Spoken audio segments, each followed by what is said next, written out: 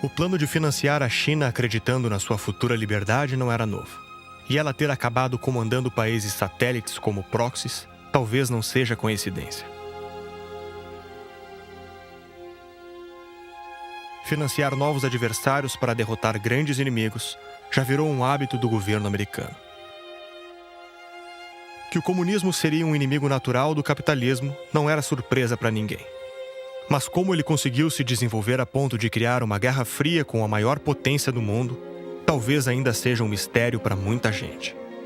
Em 1917, na Primeira Grande Guerra, o Império Germânico tentou estabelecer uma hegemonia sobre a Europa, quando os Estados Unidos descobriram um telegrama que revelava as verdadeiras intenções alemãs: expandir a guerra para as Américas e dominar todo o Ocidente.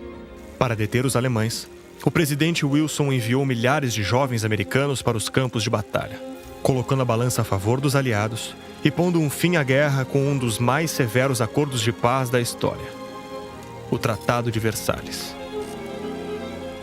A Alemanha teve seu exército reduzido, sua indústria bélica controlada, perdeu territórios importantes e foi obrigada a pagar os prejuízos da guerra aos países vencedores. A população se sentindo humilhada e as severas condições impostas foram a cola social para a ascensão de uma nova proposta totalitária: o Império Nazista. –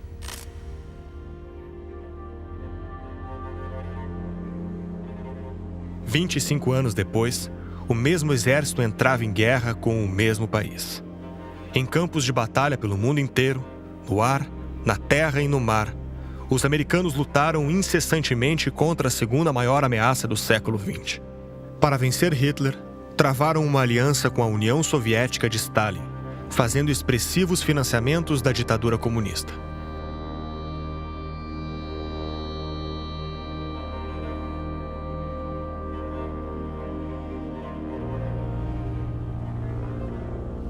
Só no programa Lend-Lease, os americanos enviaram mais de 100 bilhões de dólares em moeda atualizada para os russos, que também receberam 18.700 aeronaves, 2.000 locomotivas, 11.000 vagões de trem, centenas de milhares de caminhões americanos, além de alumínio, cabo de telefone e comida enlatada. Mais de 2/3 dos carros do Exército Vermelho foram fornecidos pelos Estados Unidos. From America they will get tanks and guns and ammunition and supplies of all kinds.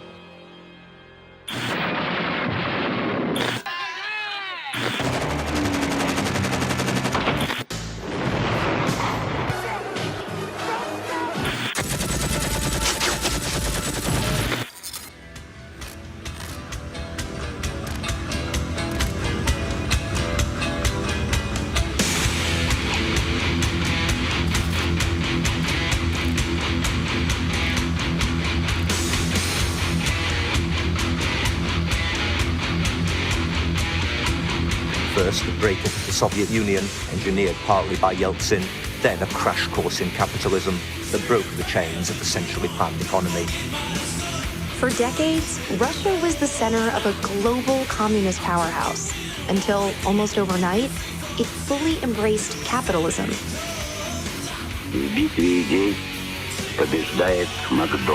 Quando a União Soviética finalmente entrou em colapso no fim dos anos 90,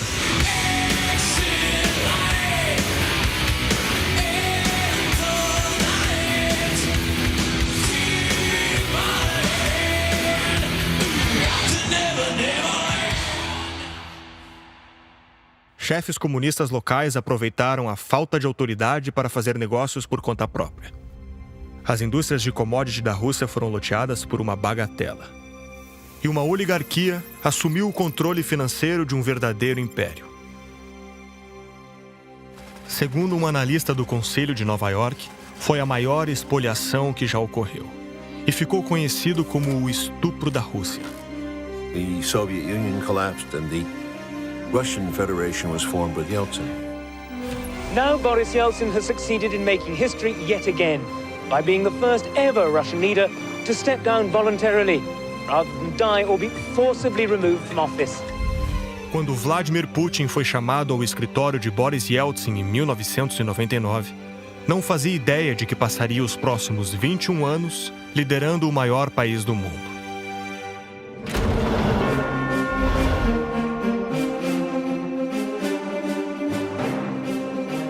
было сделать так, чтобы поменять ситуацию в стране, поменять систему, но страну сохранить. Вот этого никто, в том числе Горбачев, тогда не знал и довели до распада страны.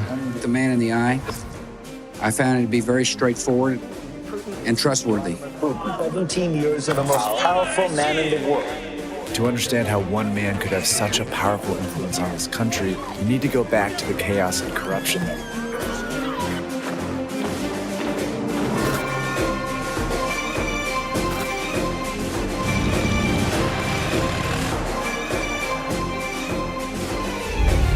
Putin era ex-agente da KGB, seus pais eram soldados sobreviventes da Segunda Guerra e seu avô cozinheiro de Lenin e Stalin.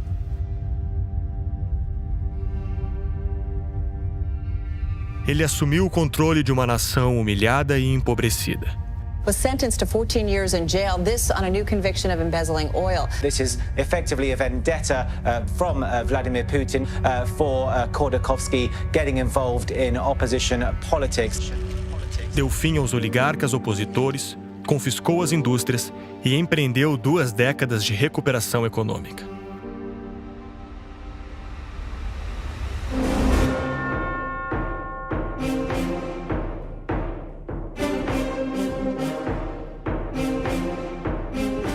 Putin herdou o maior território do mundo, o 2º melhor exército e o antigo sonho do Império Russo. A gigante vermelha se vê no impasse de que rumo seguir. Os americanos veem nela a possibilidade de limitar a expansão da China, e os chineses veem na Rússia o seu fornecimento de commodities e um aliado militar indispensável.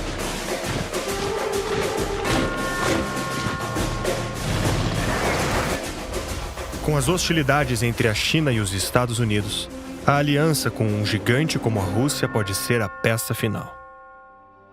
Em um discurso no Kremlin, Vladimir Putin disse: "Vocês sabem como eu me sinto a respeito do colapso da União Soviética. Não precisava ter acontecido, não era para ter acontecido." O que o governo americano fez com a China no final do século foi a mesma coisa que fez com a União Soviética na Segunda Guerra. E agora ele pode se deparar com a fatalidade de ter que enfrentar uma aliança entre os dois.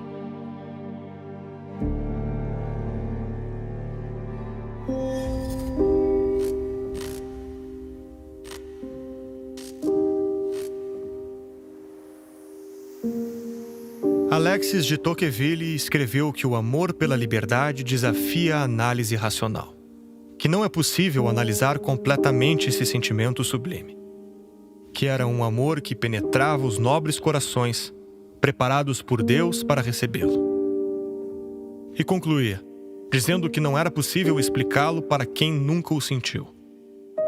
Essas palavras assumem um tom de aviso quando lembramos de países mais antigos, em cantos distantes do mundo, com povos acostumados a milênios de dominação absoluta, para quem a noção de liberdade pode parecer um capricho adquirido entre confortos materiais e a riqueza de seus vizinhos.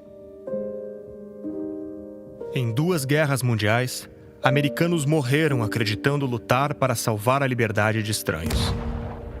É verdade, a Alemanha virou uma democracia e a Europa foi pacificada.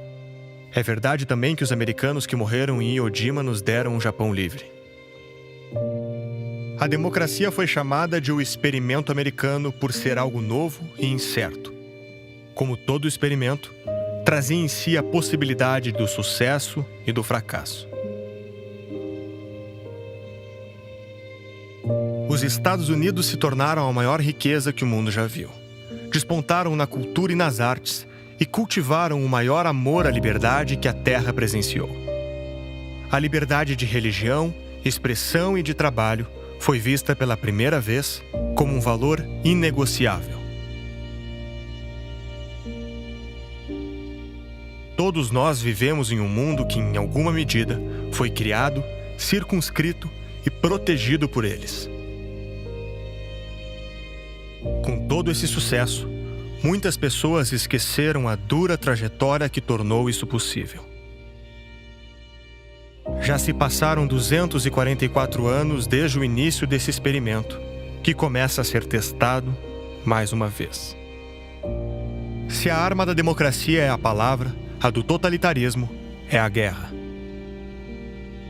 Os pais fundadores que fizeram este país hoje têm suas estátuas derrubadas por grupos que esquecem que não é só de democracia que vive o mundo. Proletários, brancos, mulheres, negros, gays.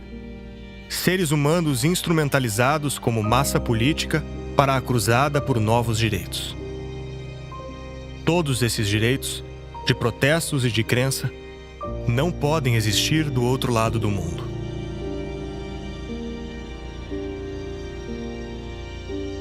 O cavalo de Troia da contracultura cega a nossa civilização.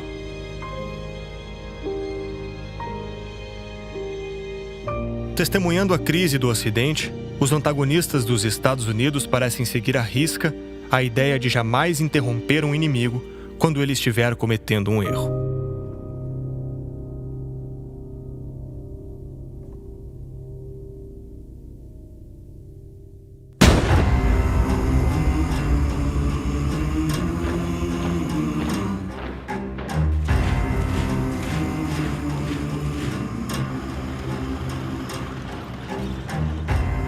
Durante a comemoração dos 70 anos da República Popular da China, o presidente Xi Jinping observou a cerimônia de uma sacada alta, acima da Praça Tiananmen.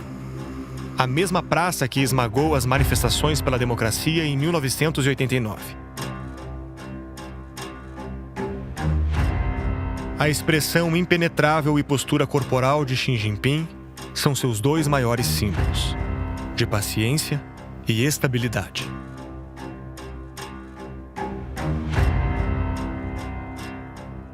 Como os hackers chineses que aguardam anos por uma falha de segurança, como os economistas chineses que desvalorizaram a própria moeda para uma renegociação vantajosa, como Xi Jinping que suspendeu o limite de tempo para sua presidência, a China não vai a lugar algum.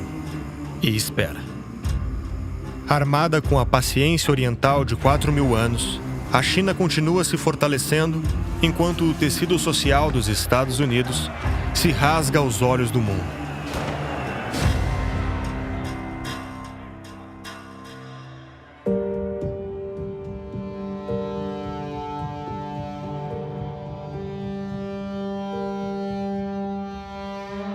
Os americanos escolheram evitar o conflito direto com a Rússia e focar no combate à sua influência ao redor do mundo. Mas essa estratégia requer tempo e, principalmente, união nacional pelo mesmo propósito.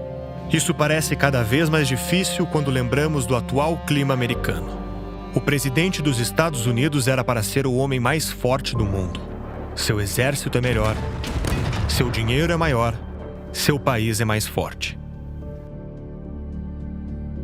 Mas o país está dividido ao meio, em visões de mundo irreconciliáveis. Democratas e republicanos dizem trabalhar pelo mesmo país, mas discordam que país é esse. Já a China age como um só corpo, seguindo um plano claro ditado por um homem forte. Xi Jinping é presidente do país, secretário-geral do Partido Comunista Chinês e diretor da Comissão Militar. Estado, partido e exército respondem ao mesmo homem. Nos Estados Unidos, lideranças políticas são caladas por crianças, precisam cumprir bizarros rituais populares para ganhar simpatia do público, e as ferramentas da democracia são instrumentalizadas para fazer oposição política. We must not hesitate to declare our ultimate objectives and to take concrete actions to move toward them. We must be staunch in our conviction that freedom is not the sole prerogative of a lucky few, but the inalienable and universal right of all human beings. A ausência de propósito que permite todos irem na mesma direção pode ser fatal e condenar uma nação à derrota antes mesmo que a batalha comece. Uma sociedade dividida, em que grupos se enfrentam em uma luta de todos contra todos, é uma sociedade fragilizada. E se Sun Tzu disse esconda sua força e aguarde a sua vez, também disse, conhece a ti mesmo e não precisarás temer batalha alguma.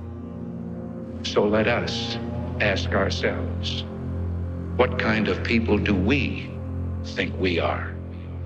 And let us answer, free people, worthy of freedom, and determined not only to remain so, but to help others gain their freedom as well.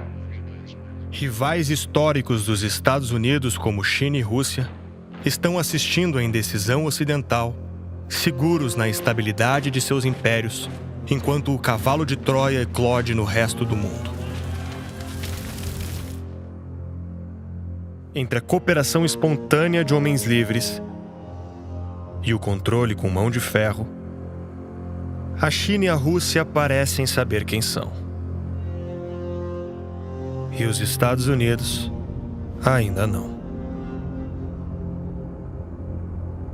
Mas ser a cidade luminosa no topo da colina, vista pelo mundo todo, foi o destino dos americanos.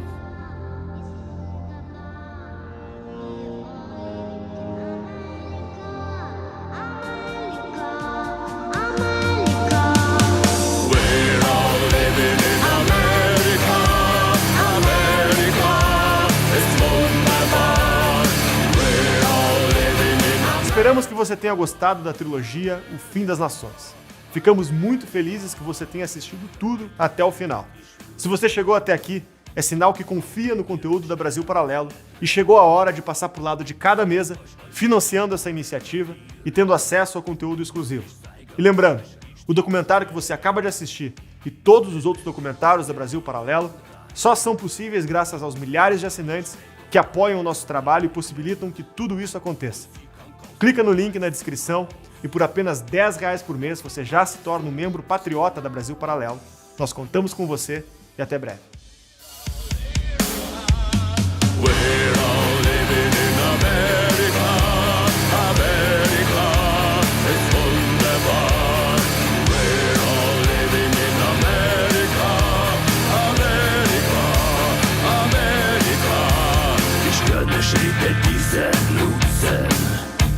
Und werde euch voll Fetttritt schützen. Und wer nicht tanzen will am Schluss, weiß noch nicht, dass tanzen muss.